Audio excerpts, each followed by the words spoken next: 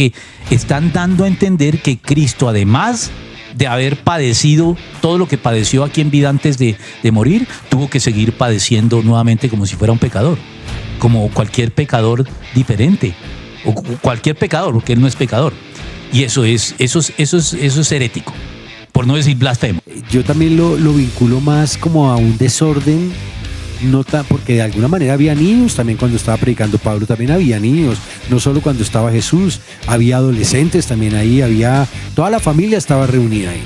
Entonces no estamos hablando de que había una molestia por el ruido que podían generar algunos niños corriendo, hablando, gritando, sino que algo más grande tendría que estar pasando para que Pablo pueda decir, oiga, cállense, por favor. El lugar el infierno, los lugares inferiores de la tierra, no infierno en sentido teológico, sino etimológico, es simplemente el lugar de sepulcro donde van todos los muertos, de manera indiferenciada. Lo mismo que en el Antiguo Testamento significaba Seol. Todo lo que se mueva en esas aguas vivirá y recibirá sanidad. El Río, una iglesia relacional, experiencial y de restauración. Muy buenos días, bienvenidos a este video podcast sin libreto aquí en El Río Iglesia Cristiana. Continúo con, usted se está convirtiendo en mi invitado favorito, Arturo. De verdad que pues, esto es una maravilla, muchas gracias. Para eso estoy, Andrés, y no, chévere, chévere. Yo estoy, usted sabe que solo es que me diga y aquí estoy. Quiero seguir hablando de pasajes obscuros de la Biblia, de esos versículos que generan inquietud, que generan molestia. Voy a hablar uno primero y después voy a tocar otro que está como encadenado con tres enseñanzas que en la iglesia cristiana se han vuelto o se volvieron por mucho tiempo muy populares y rígidas. Pero entonces arranquemos por el que no tiene que ver con estas otras, pero arranquemos por este. Jesús muere. Y entonces aparece toda esta teoría y esta teología de que fue a predicarle a los muertos. Sí. De hecho, en Semana Santa, se habla de ese sábado que estuvo Jesús predicándole a los muertos. Denos luz, por favor. Sí, eso está en la segunda epístola de Pedro, si mal no estoy. Se habla de que fue y predicó a los espíritus encarcelados. Es realmente y es importante aquí ser muy preciso sobre los términos que utiliza la Biblia para poder interpretarlo. En efecto, cuando Cristo muere, como todo hombre que muere, no cesa su existencia para él. Para nosotros tampoco. Es separación. Hemos dicho que la muerte es separación. Y él pues duró 3 días en la tumba. La tumba no lo pudo retener. Pero ¿qué pasó en ese periodo de tiempo? Entonces, la Biblia, y esto viene desde los credos, afirma que en ese momento tuvo lugar lo que se conoce como el descenso a los infiernos. Los credos más antiguos de la iglesia recogen. O sea que eso es un tema de sana doctrina, es fundamental para la sana doctrina porque está en los credos. El descenso de Cristo a los infiernos. ¿Qué significa ese descenso y qué hizo en ese descenso a los infiernos? Comencemos por lo primero. ¿Qué significa? O qué no significa, más bien, como lo han interpretado algunos. Algunos predicadores, no sé si todavía lo siguen sosteniendo, pero lo que se llamaba el movimiento de la fe, decían que Cristo había descendido al lugar de tormento para los condenados, como lo conoce teológicamente la iglesia. El sentido de la palabra infierno, desde el punto de vista teológico, es sí, efectivamente, el lugar de tormento para los condenados, como el rico de la historia de Lázaro y Lázaro y el rico, que algunos le han dado nombre a la tradición, el rico. No acuerdo el nombre que la tradición le asigna a él. Pero en todo caso, dicen, eso es lo que pasó. Él descendió a ese lugar de tormento. O sea que están dando a entender que Cristo, además de haber padecido todo lo que padeció aquí en vida antes de morir, tuvo que seguir padeciendo nuevamente como si fuera un pecador. Como cualquier pecador diferente. O cualquier pecador, porque él no es pecador. Y eso es herético. Por no decir blasfemo, ya que hablábamos de esas cosas. No es eso lo que el credo quería transmitir con la frase el descenso de Cristo a los infiernos. No es el sentido teológico de la palabra infierno, sino el sentido etimológico. La palabra infierno significa los lugares inferiores de la tierra, y así lo dice Efesios. De hecho, Pablo dice, él descendió, esto de que ascendió es que descendió a los lugares más bajos de la tierra. Porque en el imaginario judío, ellos ubicaban 3 lugares. El cielo estaba arriba, como tradicionalmente lo hemos, aún en épocas tecnificadas como de hoy lo concebimos. El cielo está arriba. La tierra es el plano en que me desenvuelvo. Y el infierno estaba en los lugares más bajos de la tierra. Entonces es el sentido etimológico. ¿Qué es lo que el credo quiere transmitir? Cristo en efecto murió. Murió. No descendió al tormento, porque el concepto de infierno también ha sufrido una evolución a lo largo de la historia. Inicialmente, el lugar el infierno, los lugares inferiores de la tierra, no infierno en sentido teológico, sino etimológico, es simplemente el lugar de sepulcro donde van todos los muertos, de manera indiferenciada. Lo mismo que en el Antiguo Testamento significaba Seol. En el Antiguo Testamento uno no encuentra que en el Seol haya lugares destinados para los justos y otros para los pecadores. No, al Seol vamos todos. Ir al Seol significa fue sepultado, murió realmente. Esa es la primera idea que se quiere transmitir con el descenso de Cristo a los infiernos. No aparentó morir, porque hay una teoría que para negar la resurrección dice que Cristo no murió realmente, sino fue una muerte aparente. Entró en un estado cataléptico de ese estilo que pareció que había muerto. Entonces, claro, yo puedo negar la resurrección si afirmo que Cristo nunca murió, porque la resurrección implica que Él murió verdaderamente. Entonces, eso es lo que significa el descenso de Cristo a los infiernos. Está diciendo la iglesia, Cristo murió, Cristo fue sepultado, Cristo fue al Seol de los judíos o al Hades de los griegos, que el Hades de los griegos también era el sepulcro. Entre los griegos ni siquiera el Hades tenía connotaciones de castigo o de tormento. Entre los griegos el Hades tiene como una sección reservada para estos personajes que es el Tártaros. El Tártaro sí es el lugar de tormento. Con el tiempo, el Hades se convierte en el griego del Nuevo Testamento en lugar de tormento y surge la noción teológica del infierno como lugar de tormento. Entonces, con toda esta explicación, quiero decir que cuando Cristo murió, Él no fue a un lugar de tormento. Él ya pagó con su sufrimiento aquí en vida, antes de morir, todo el costo que se requería para satisfacer la justicia divina en relación con los pecados de todos los hombres. No tenía que seguir pagándolo después. Bueno, hecha esa aclaración, vamos a la segunda parte. ¿Qué hizo en ese periodo de tiempo? En efecto, Pedro dice que fue en espíritu y predicó a los espíritus encarcelados. Muchos ven aquí entonces algo que es problemático para el resto del contexto del Nuevo Testamento, que es una segunda oportunidad para los que ya han muerto. Cuando el tono de todo el Nuevo Testamento, implícito y explícito, es que la oportunidad es en vida. Tomamos nuestra decisión, este es nuestro periodo de prueba. Nuestra vida en este mundo es nuestro periodo de prueba. Entonces, ¿qué pasa? ¿Se puede tomar una decisión después de haber muerto? ¿Esa es la interpretación? No. No puede serlo en primer lugar porque sería contrariar todo el tono del Nuevo Testamento. Entre esos un pasaje de Hebreos que usted conoce bien que dice, está escrito para los hombres que mueran una sola vez y después el juicio. Entonces, no hay segundas oportunidades, no hay reencarnación para volver a tener oportunidades en esta vida, por lo menos en la óptica bíblica no la hay. Entonces, ¿qué significa que fue predicó? La palabra que se traduce como predicó es la palabra que querizo, que da lugar también a lo que en el cristianismo llamamos el querigma o la esencia de la proclamación cristiana, el querigma. ¿Cuál es la esencia de la predicación de la iglesia? Querizo puede tener otra traducción relacionada, pero no exactamente igual. Proclamación. Proclamación. O sea, quien predica puede estar predicando como lo hace un evangelista para traer a las personas a Cristo, o puede estar haciendo una proclamación. Ese es el sentido que adquiere en este caso. Cristo que proclamó, más que predicó, a los espíritus encarcelados. ¿Qué les proclamó?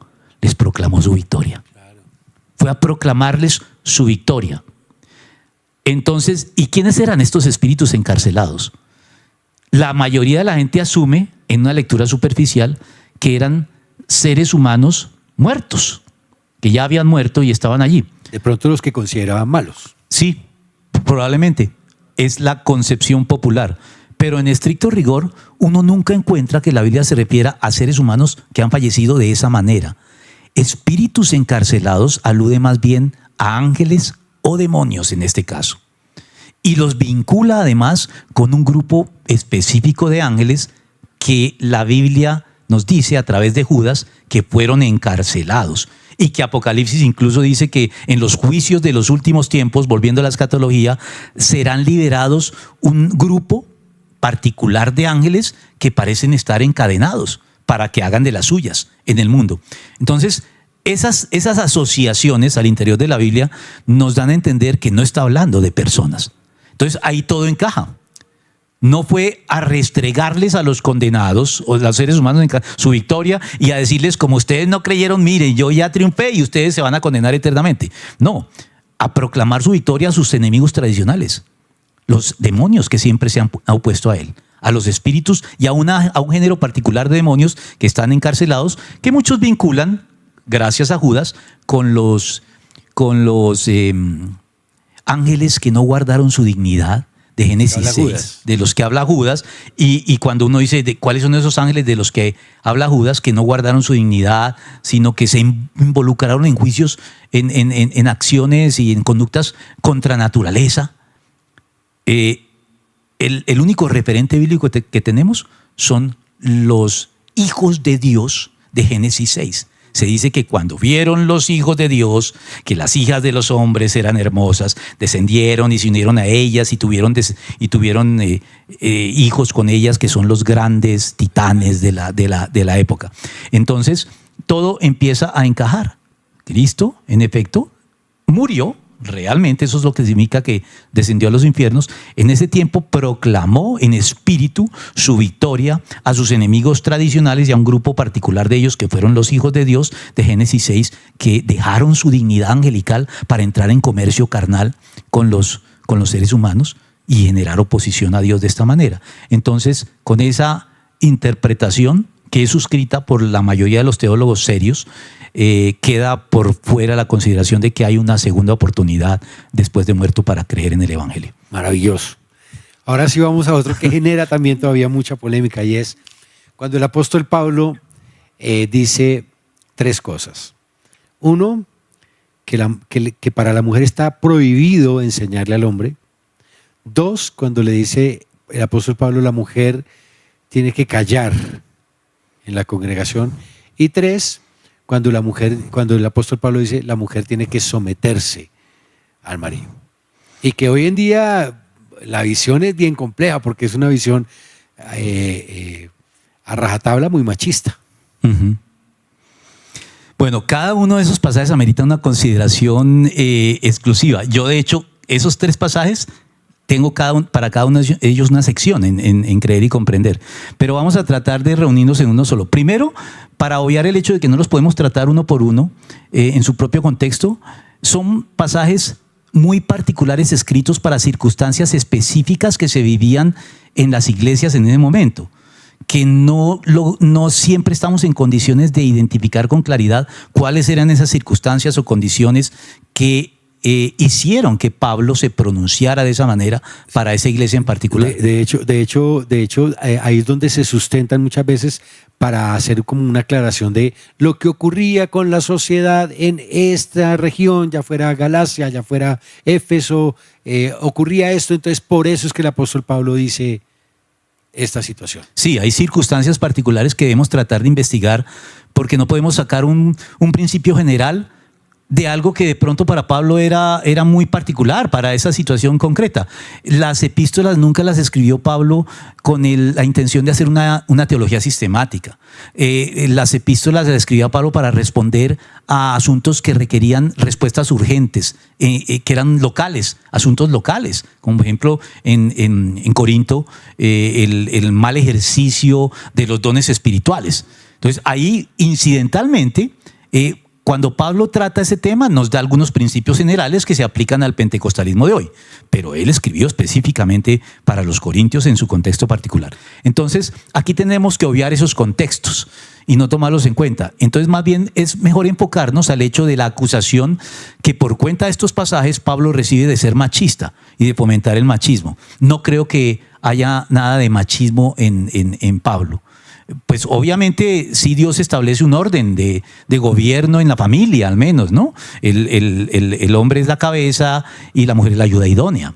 Esa estructura es apenas obvia. Todo el sistema de gobierno tiene que tener algún doliente, algún responsable y otros que cumplen otros papeles. Esa diferenciación no es machista. Sí, pero es que usted acaba de ponerlo en el contexto para mí más adecuado y es responsabilidad. No, porque es que hablar de gobierno y cabeza como que nos pone en una jerarquía, sí. Pero aquí el tema tiene que ver es con responsabilidad, sí. Más que una posición de superioridad, es más de responsabilidad. Ser cabeza es ser el responsable de algo, no ser el que manda, el tirano, el que caprichosamente dice lo que debe hacer, no. Es más una función que debemos cumplir con temor y temblor. C.S. Lewis decía que la corona que Dios le había dado al varón era similar a la de Cristo, porque el varón es el que tiene que hacer todos los sacrificios como principal responsable en el hogar. No es a quien todos tienen que atender. Él es el que tiene que sacrificarse por el resto de su familia, comenzando por su esposa. Y después por sus hijos. Es responsabilidad lo que implica la noción de ser cabeza. Entonces sí, eso cambia un poquito el enfoque y ahí no vemos machismo. Y Pablo no es machista porque, Andrés, primero que todo, Pablo tiene otras declaraciones que no podemos dejar de lado cuando entramos a considerar estos pasajes particulares. Él dice, por ejemplo, que en la iglesia no hay judío ni griego, siervo ni libre, varón ni mujer, sino que todos somos uno en Cristo Jesús. Él nos pone en un plano de igualdad en la iglesia. También Pablo es quien en el matrimonio le dice al hombre llamado a ser cabeza que el hombre debe ser como Cristo con la esposa. Es decir, ahí está lo que Luis decía. Esa es una corona de espinas la que el ser humano al varón se le pone cuando se le designa como la cabeza de la relación. Es una corona de espinas. Porque así como Cristo amó a la iglesia y se sacrificó por ella, así el hombre en su condición de cabeza del hogar debe estar dispuesto al sacrificio para presentársela a sí mismo como una iglesia gloriosa, santa, ni mancha, ni cosa de la que avergonzarse. Entonces, ahí esa es una declaración diametralmente diferente a cualquier postura machista. Debemos ver esos pasajes contra ese trasfondo. Eso es lo que yo hago cuando los abordo uno por uno. Primero digo, veamos el contexto general del trato de Pablo hacia las mujeres y eso va a matizar de entrada cualquier interpretación que hagamos de estos pasajes. Parecen ser situaciones muy puntuales. Otra razón que nos indica que Pablo no estaba negando la participación de la mujer en la iglesia es que cuando habla de los dones del Espíritu Santo ejercidos por la iglesia, él no restringe el ejercicio de esos dones a los varones, sino que las mujeres también son bienvenidas. Ellas pueden tener intervenciones también de este estilo, claro, en el debido orden que Pablo establece para varones y mujeres en cualquiera de los casos, pero no restringe allí y admite que hay mujeres que enseñan. De hecho, Pablo tenía colaboradoras a las que elogia, son mujeres. Febe, diaconisa, se dice de ella.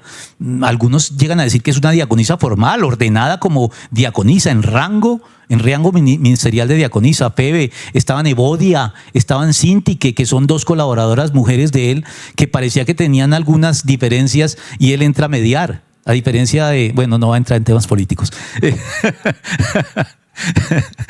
Ya saben algunos de pronto a qué me estoy refiriendo. Por favor, no nos haga cortar, que viene también. Sí, entonces Evodia y Sintique eran colaboradores apreciadas de él, que tenían algunas diferencias y él les dice, resuélvanlas porque ustedes son muy útiles a mi causa. Está Priscila y Aquila, a veces decimos Aquila y Priscila, pero aquí el orden de los factores sí cambia el producto, porque parece ser que el orden en que se mencionaban indica que Priscila, la mujer, tenía un papel más protagónico en el ministerio y que Aquila era más bien subordinado desde el punto de vista ministerial a la labor de Priscila. Entonces yo pienso que todas esas consideraciones tienen que matizar estos pasajes. Y como quiera que los interpretemos, como no podemos entrar a interpretarlos cada uno en particular porque se plantearon aquí como un paquete, de todos modos indican que no se pueden inferir principios universales de cada una de esas, de cada uno de esos pasajes en relación con la mujer. Es cuando miramos el tema de la mujer, le prohíbe a la mujer que le enseña al hombre y la mujer tiene que callar en la congregación.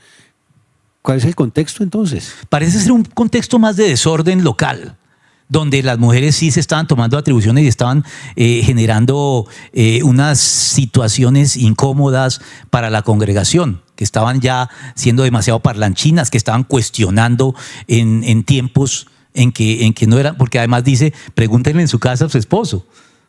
Él ni siquiera dice que se queden calladas y acepten todo lo que se dice. No, si tienen cuestionamientos, háganlos en su momento y háganlos por un conducto regular, pero no entorpezcan el funcionamiento de la iglesia como debe ser. Eso es más o menos lo que esos contextos, cada uno tiene su característica más particular, están tomando en consideración para hacer esas, digamos, declaraciones tan tajantes en contra de la participación de la iglesia en esos casos, de la mujer en esos casos. Yo tengo una visión de la iglesia primitiva en donde no había como esa fractura o esa disgregación que nosotros vemos hoy de mujeres a un lado, los hombres a otro lado, los niños de tal edad a tal lado. ¿Sí me entiende? Como que de alguna forma ese concepto de iglesia que tenemos hoy, moderno o contemporáneo, viene más como fundamentado en cuanto al por el tema de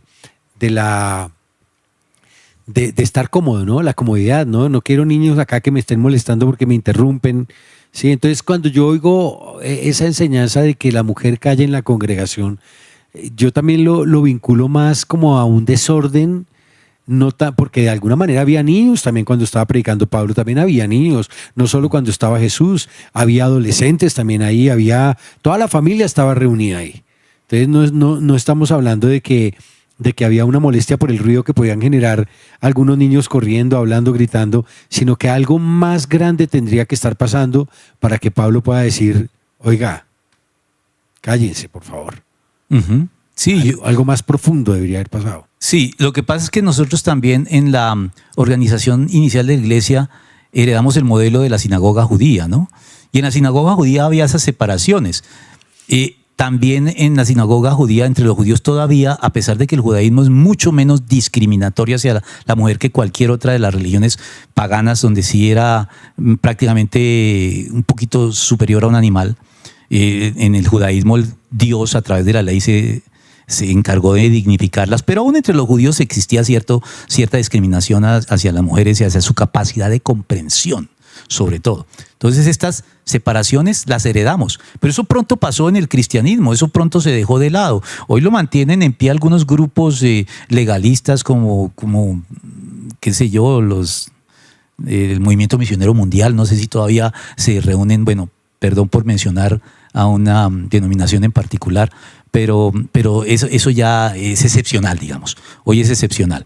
Y obedece más al nivel de comprensión, eso es todo, al nivel de comprensión que podía tener unos varones que eran educados con más altos estándares que la mujer judía, de pronto. Pero hoy eso ya está mandado a recoger, Andrés, en la iglesia. De pronto los niños sí pueden todavía perturbar porque los niños de pronto no son tan juiciosos, y si no comprenden el lenguaje, pues ellos se distraen y van a terminar haciendo cosas que distraen a otros. Pero más allá de eso, creo que no hay ninguna justificación para este tipo de separaciones entre los diversos grupos que constituyen la iglesia. Pues Arturo, muchísimas gracias por darnos más claridad, por llevarnos a entender un poco más este tema de Jesús, del cristianismo, de la vida cristiana en la práctica, en la practicidad y como iglesia. Yo solo me imagino si yo como pastor algún día le dijera a una mujer que venga a preguntarme, vaya, pregúntele a su marido en su casa, ¿qué pasaría? ¿Qué pasaría? Pero por el momento muchísimo. No, porque ese sería un contexto en el que sería justificado hacer la pregunta. Le estamos preguntando al pastor, independientemente de si soy varón o mujer, le estoy preguntando al pastor, que están en condiciones de aclararme, alguna inquietud al respecto. Es el momento y el lugar más que todo, que un principio universal. Por el momento los mandaría a que lean todos los artículos de Creer y Comprender, que ahí van a tener mucha más claridad. Muchísimas gracias a cada persona que se conectó a este video podcast. Más adelante vamos a seguir tocando diferentes temas. Muchas gracias, un abrazo fuerte, que Dios los bendiga. Arturo, una vez más, muchísimas gracias. Gracias, Andrés, y aquí expectante esperando la próxima. Así será.